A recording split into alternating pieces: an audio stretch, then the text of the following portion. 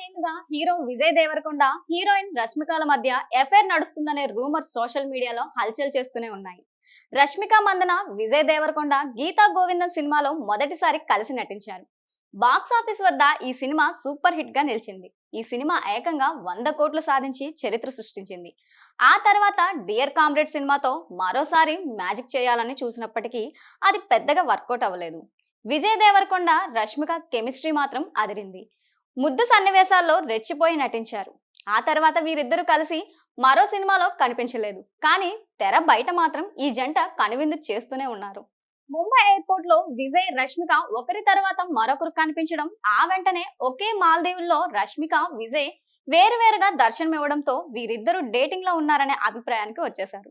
ఎప్పటికప్పుడు తమ మధ్య ఎలాంటి బంధం లేదని విజయ్ దేవరకొండ, రష్మిక క్లారిటీ ఇస్తూనే ఉన్నారు. అయినప్పటికీ వీరిపై ఇలాంటి వార్తలు వస్తూనే ఉన్నాయి. ఆ మధ్య ఈ జంట ఒకే చోట దర్శనమిచ్చారు.